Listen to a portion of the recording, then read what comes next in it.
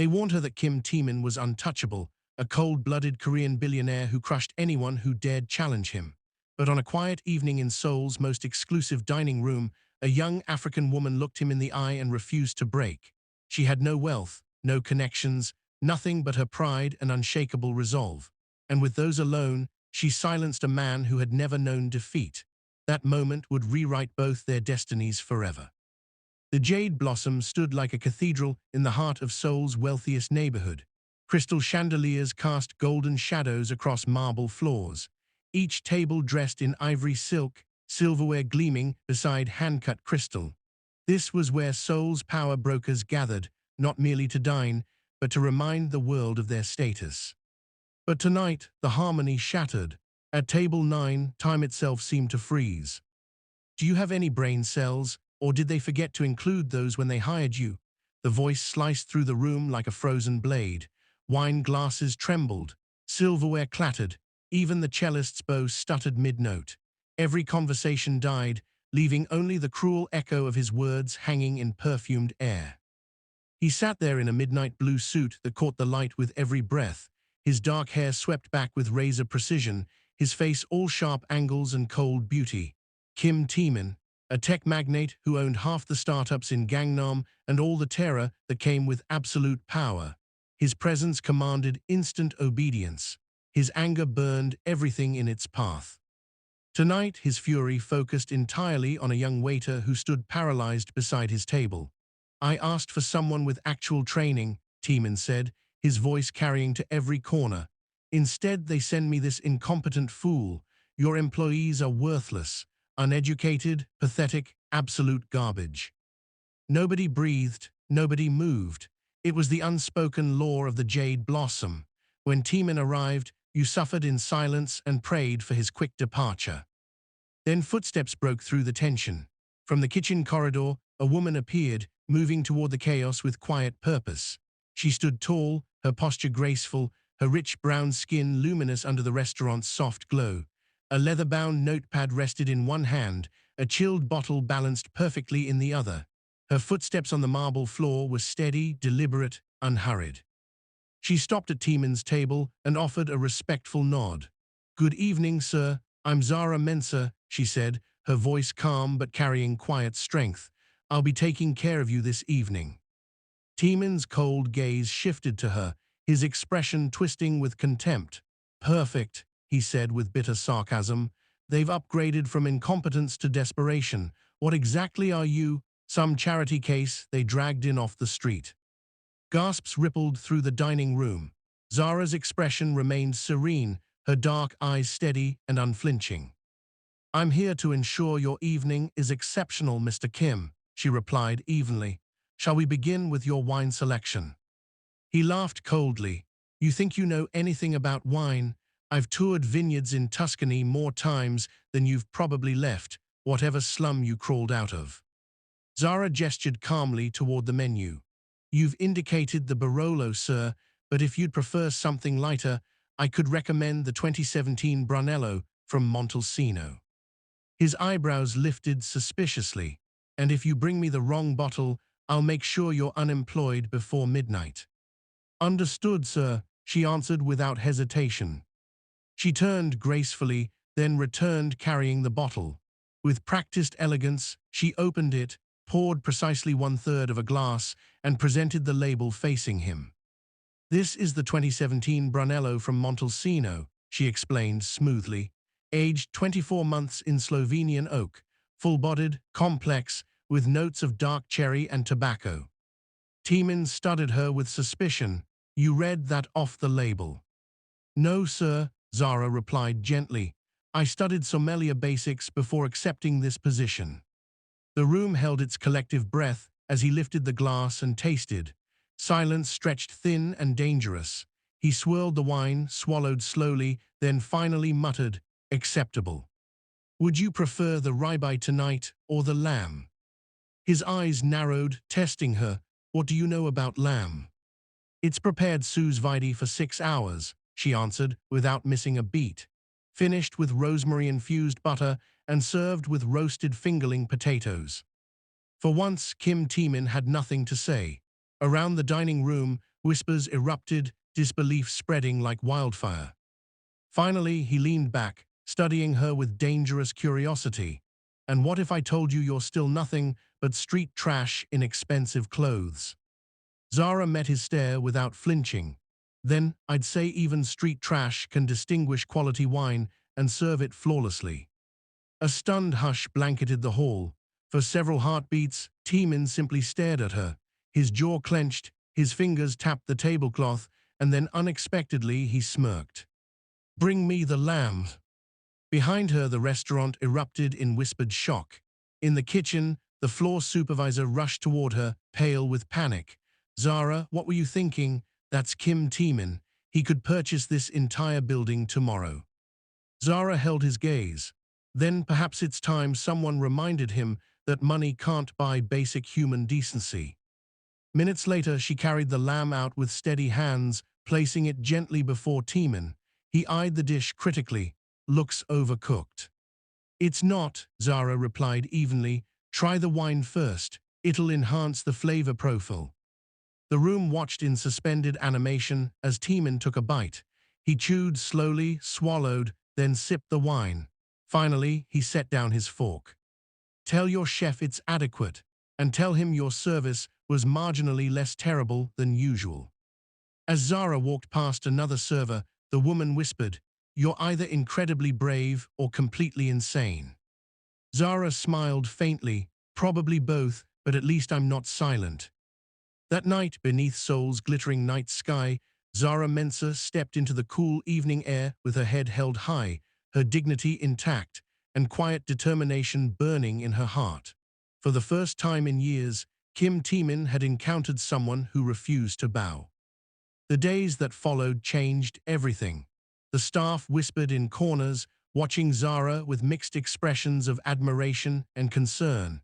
She had become the woman who stood against Kim Teeman, and that was precisely the problem.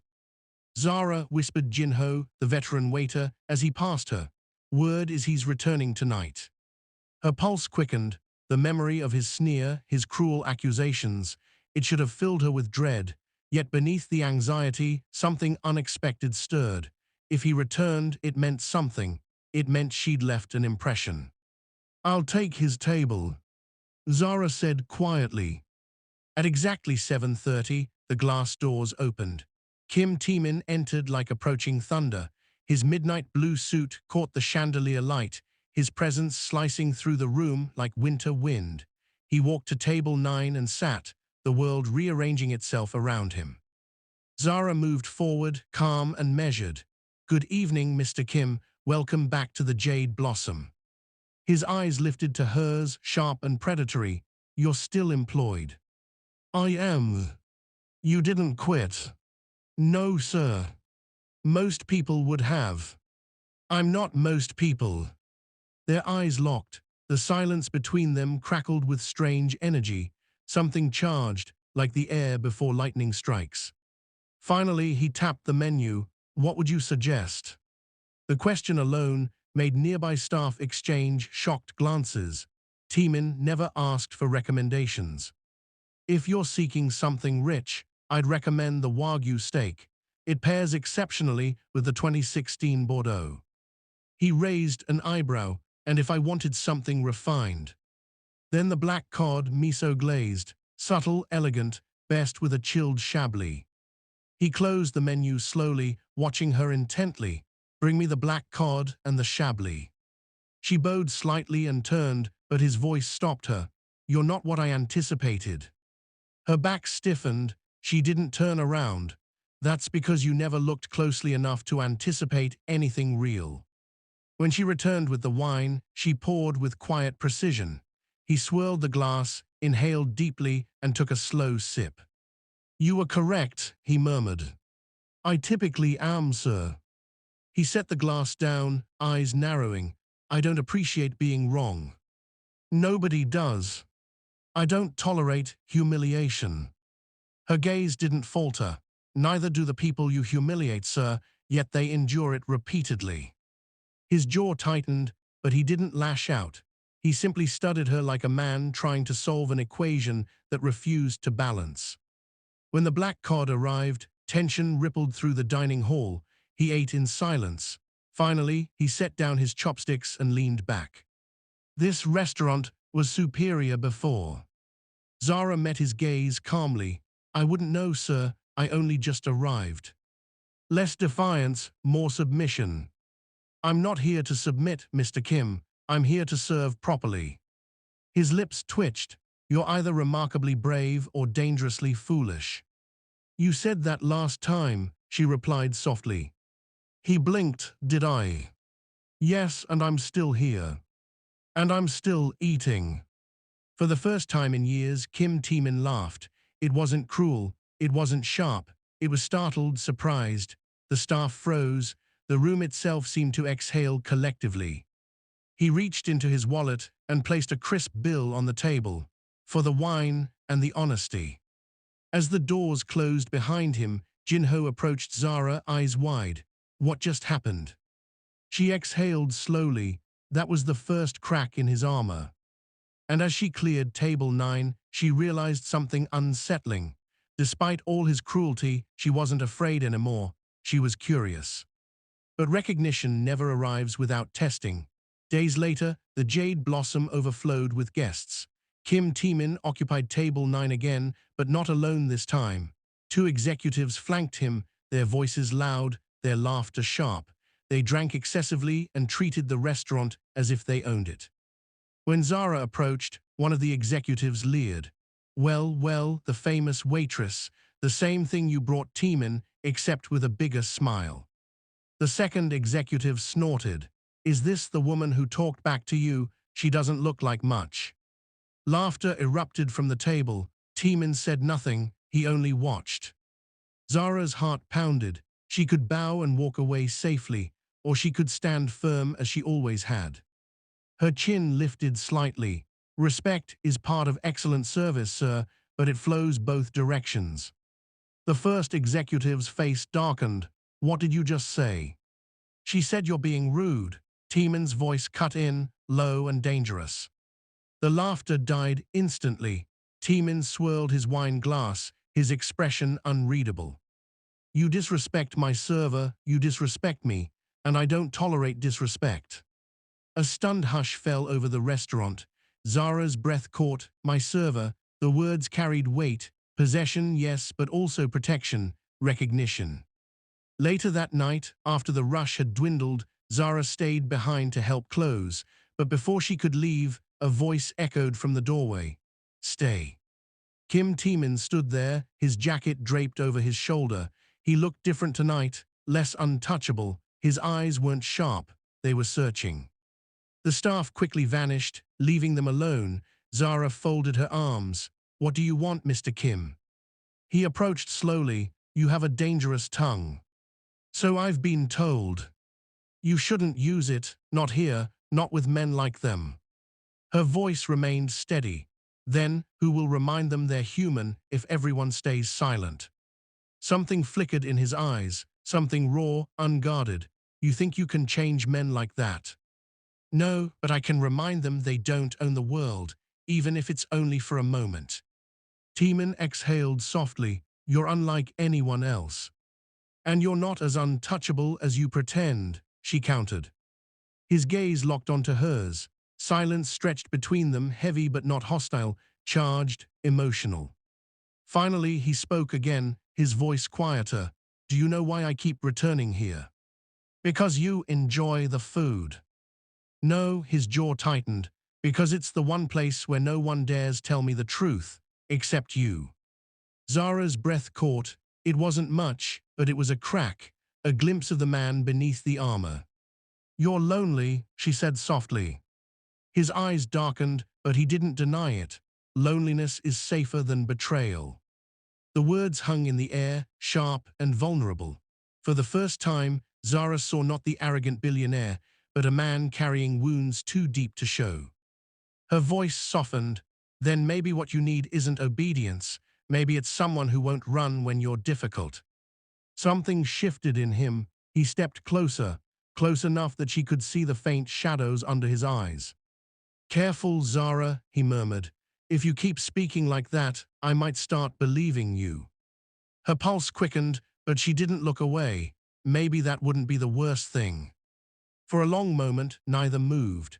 The silence was electric, suspended between fear and possibility. Then, as if realizing he'd revealed too much, Timin straightened abruptly. His mask slid back into place. "You'll serve me again tomorrow." And with that, he turned and left. Zara stood frozen in the empty hall, her heart racing. She told herself it was just a job, just another demanding customer, but deep down, she knew it wasn't. The days that followed unfolded like threads pulled too tightly. He came frequently, slipping into table 9 as though it belonged to him alone. And every evening it was Zara who was called to serve him. At first, she thought it coincidence, then she realized it wasn't, it was intentional. He chose her. One evening he was quieter than usual, more withdrawn. Zara approached with his usual order, but he didn't respond immediately. His gaze drifted up to hers, and for once there was no mask, just exhaustion. "Sit," he said suddenly. Her heart skipped. "Excuse me." "Sit just for a moment." The request was unthinkable, but something in his voice, the heaviness, the unspoken plea, made her hesitate. Against all logic, she lowered herself into the seat. For a moment, neither spoke. "You're different tonight," she said carefully. "I attended a funeral today," he replied bluntly. Her breath caught. "I'm sorry." He was an old colleague, loyal for 30 years. Then at the end he chose someone else. His jaw clenched. Betrayal. Zara's fingers curled against her lap. So instead of empty reassurances, she asked gently, "And yet you still came here?" His eyes lifted to hers. "Because you're the only one who doesn't lie to me." The confession struck harder than she expected. It wasn't sweet. It wasn't romantic. It was raw, desperate, almost painful. "I don't know if I deserve that responsibility," she admitted quietly. "Then don't deserve it," he said. "Just keep being what you are." Before she could respond, the maitre d' appeared, stiff with panic. "Miss Mensah, please, your shift." Timon's glare silenced him instantly. "She's with me." And just like that, her defiance became protection.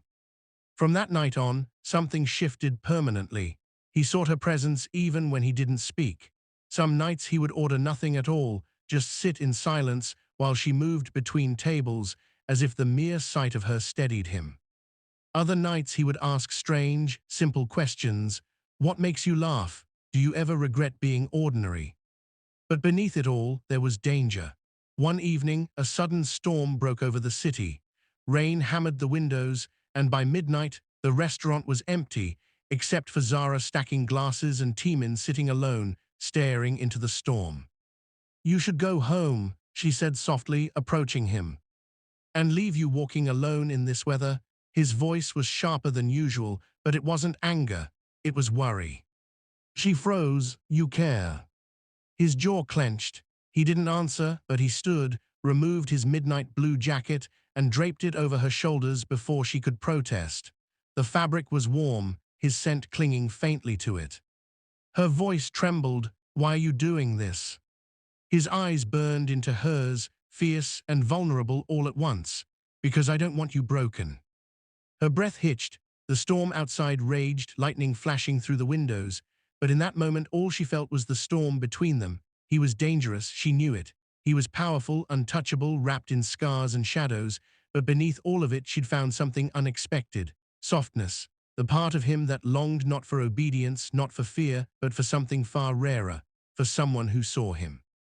And Zara, trembling in his jacket, realized with dawning terror that she was already falling.